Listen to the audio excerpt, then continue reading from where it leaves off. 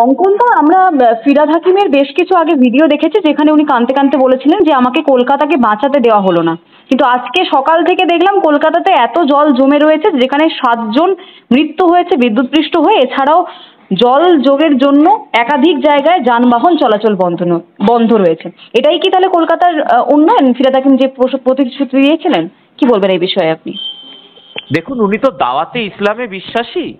উনি এখন মনে করেছেন যে দুর্গাপুজোয় কিভাবে করা যায়, যে মানুষগুলোকে, হিন্দুদেরকে আনন্দ করতে দেবেন না, ভোট ব্যাংককে সন্তুষ্ট করার বার্তা। একদিকে ওনার নেত্রী হিজাব পরে দুর্গাপুজোর উদ্বোধন করছেন, আরেকদিকে আমরা দেখতে পাচ্ছি দাওয়াতে ইসলামে বিশ্বাসী মেয়র কলকাতাকে এমন নরক বানিয়ে রেখেছেন যে হিন্দুদের সবচেয়ে বড় উৎসব, বাঙালির সবচেয়ে বড় উৎসবের শুরু হচ্ছে, রাস্তায় একই সাথে কুকুরের লাশ আর মানুষের লাশ ভাসছে। কারণ নালা নর্দমার কোনো সংস্কার উনি করেন না, নালার টাকা মেয়র খেয়ে নেন, নর্দমা পরিষ্কারের টাকা কলকাতা পৌরসভা খেয়ে নেয়। আমরা দেখতে পেয়েছি যে বিভিন্ন জায়গায় খাল সংস্কারের জন্য, আদিগঙ্গা সংস্কার বলুন, বাগজোলা সংস্কার বলুন, বিভিন্ন জায়গায় খাল সংস্কারের টাকা আসে, বছরের পর বছর কেন্দ্র সরকার টাকা পাঠায়, সেই টাকা কে খেয়ে নিচ্ছে, কার পেটের ভুঁড়ি বাড়ছে?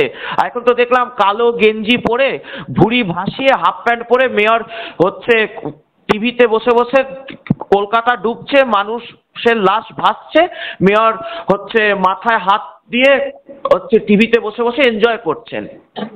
কলকাতার মানুষকে লাশ বানানোর কাণ্ডারি এবং কারিগর হচ্ছেন মমতা ব্যানার্জি আর ফিরহাদ হাকিম। কতটা নির্লজ্জ এবং কতটা অপদার্থ বলুন। এরপর রাজ্যের মুখ্যমন্ত্রী আর কলকাতা শহরের মেয়র তারা বলছেন যে আজ আর কাল কেউ রাস্তায় বেরোবেন না।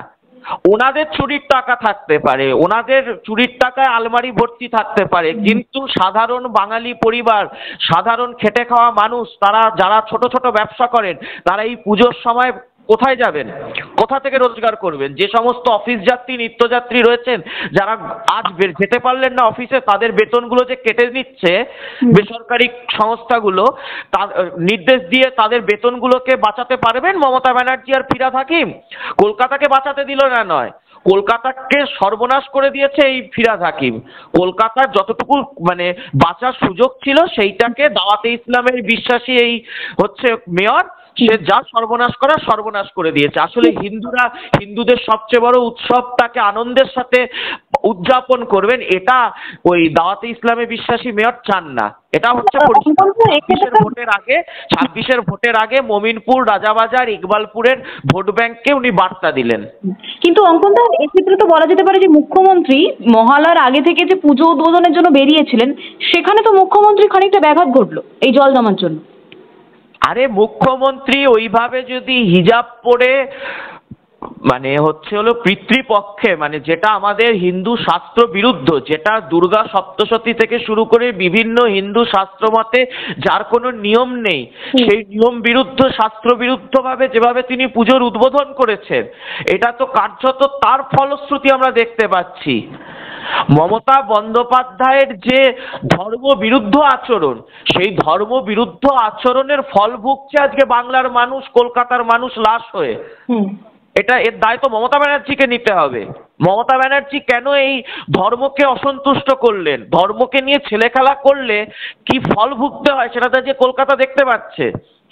আজকে যদি উনি এই সময়ে পুজো উদ্বোধন করতেন, যদি কাজগুলো করতেন, আজকে 1,10,000 করে টাকা দিয়েছেন না, 10,000 করে, এই টাকাগুলো দিয়ে ক্লাবের ভোট কেনার বদলে যদি নালা নর্দমাগুলো পরিষ্কার করতেন, যদি ড্রেনের জলগুলো পরিষ্কার করতেন, যদি ড্রেনগুলোকে পরিষ্কার করতেন মুখ্যমন্ত্রী, তাহলে অন্তত আজকে উনিও পুজো উদ্বোধন করতে বেরোতেন, আর বাংলার মানুষও পুজো উদ্বোধনটাকে আনন্দের সাথে করতে পারতেন। ওই যে শ্রীভূমির প্যান্ডেল দেখেছেন না, শ্রীভূমিতে যেভাবে মমতা বন্দনা হচ্ছে দুর্গা পুজো ছেড়ে, ওই চতুর্দিকে তো মমতা বন্দনা চান মমতা ব্যানার্জি।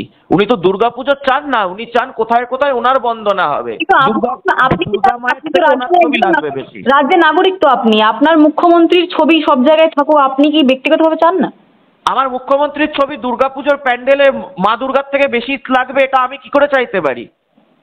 মায়ের মুখ দেখতে যাব না মমতার মুখ দেখতে যাব? কি মানে আপনাদের শ্রীভূমি যে মানে থিমটা করেছে, থিমটা কি? আমার তো মনে হচ্ছে থিম হচ্ছে তৃণমূল ভবন, নীল সাদা রং, তারপর মা দুর্গার ছবি 10খানা, মমতা ব্যানার্জির ছবি 1000খানা। মানুষ মমতা ব্যানার্জির ছবি দেখতে যাবে নাকি? আমি মুখ্যমন্ত্রী সারা বছর ধরে ডেঙ্গির মশার সাথেও মমতা ব্যানার্জির ছবি দেখবো, হলো আপনার ময়লার বাক্স উদ্বোধন হচ্ছে তার পাশেও মমতা ব্যানার্জির ছবি দেখবো, আজকে একটু ড্রেনের জলেও দেখছি মমতা ব্যানার্জির পোস্টার ভাসছে, ওখানে উন্নয়নের কাণ্ডারি ড্রেনের জলে ধেই ধেই করে ভেসে ভেসে বেরোচ্ছে। সর্বত্রই আমি তো মমতা ব্যানার্জির ছবি দেখছি, দুর্গাপুজোর প্যান্ডেলেও মমতা ব্যানার্জির ছবি দেখতে হবে? তো এই সমস্ত ধর্ম নিয়ে ছিনিমিনি ছেলে খেলা করলে কি ফল, সেটা তো আজকে কলকাতার মানুষ দেখতেই পাচ্ছে। আর কি বলবো বলুন? আরো ভালো ভালো খবর দেখতে সাবস্ক্রাইব করুন বাংলা হান্টের ইউটিউব চ্যানেল। বাংলা হান্টের আরো খবর দেখতে নজর রাখুন। বাংলা খবর মানেই বাংলা হান্ট।